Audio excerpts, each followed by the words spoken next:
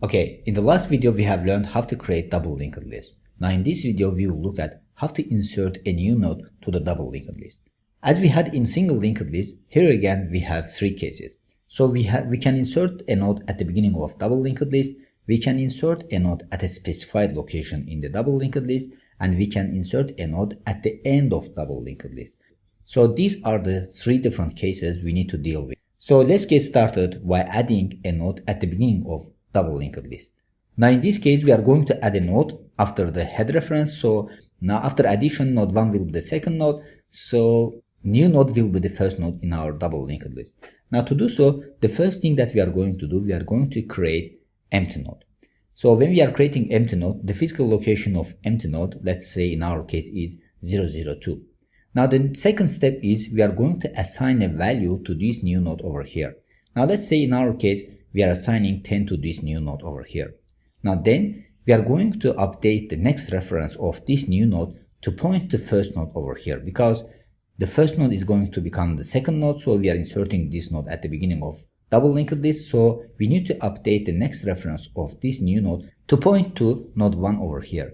Now the next step is we are going to update the previous reference of new node over here. Now our double linked list is like this. So if we look at the first node over here, we see that previous reference of first node is always null. So this means that if we are inserting a node at the beginning of double linked list, we have to set the previous reference of this new node to null. So we are going to update the previous reference of this node to null. Then the next step is we need to update the next reference of this new node. So if we are inserting this one at the beginning of double linked list, the next reference has to point to this new node over here. So this new node is going to become the second node, so that's why we have to update the next reference to point to this node 1 over here. Now in this case node 1's physical location is 001, so we are going to update the next reference of new node 001. And by doing so we are creating a link between new node and node 1 over here. Now the next step is when we are adding new node over here, this node 1 becomes the second node in our double linked list, so this means that it has to point back to the first node over here. So new node is going to become the first node, so we have to update the previous reference of node 1 to point to this new node over here. Now the physical location of this new node is 002, so we are going to update the previous reference of node 1 to point to this new node over here. So as you see, if you update it to 001, it's creating a link between node 1 and new node over here. So with this way we can go from new node to node 1 and from node 1 to new node over here. So as we mentioned before, in case of double linked list, we should have both ways. So we can go from one node to another node and another node to backward to this node over here. Now finally the last step is we know that in case of all types of linked list, head has to point to the first node. Now in this case you see that head points to the node 1 over here, so we have to change it to point to new node over here. So in this case, if we update the head reference to 002, which is the physical location of new node, it's going to create a link between head and new node, and a link between head and node 1 gets destroyed. Now with this, we have successfully inserted an element at the beginning of double linked list. Then we are continuing to the next case, in which we are inserting an element at specified location of linked list. So here also the first thing that we are going to do, we are going to create an empty node. Now when we are creating this new node over here, you see that the physical location of this node is 555. Now the next step is we need to assign a value to this node, new node. So let's say in our case we are assigning 20 to this new node over here. Then in this case I want to insert this node between node 2 and node 3. So we have to start from the node 1 and loop through all nodes until we reach the node 2. So we know that we want to insert it after node 2 and before node 3. So we are going to loop through this double linked list until we reach the node 2. So when we reach node 2, we are going to stop over here. Now the next step is we are going to update the next reference of this new node to point to node 3 over here. Now we know that the physical location of node 3 is 222. So if I update the 222 to the next reference of this new node, it's going to create a link between new node to node 3. Now the next step is we are going to update the previous reference of this new node. So we know that if we are inserting this node after node 2, so this means that previous node before new node is going to be node 2. So this means that we have to update the previous reference to the physical location of this node 2 over here.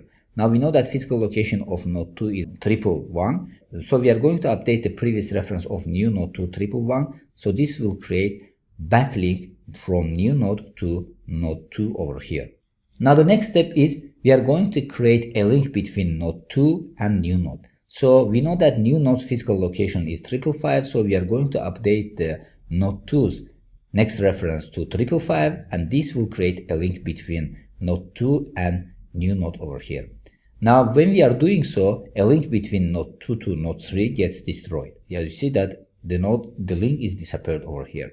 Now finally, we need to create backward link from node 3 to new node. So now you see that node 3 points to the node 2. So we have to change this link to point to the new node. So this means that we are going to update the previous reference of node 3 to the physical location of new node. Now we know that the physical location of new node is 555, so we are going to set the previous reference of node 3 to 555. So by doing so, a backward link from node 3 to new node is created, and the link between node 3 and node 2 gets destroyed.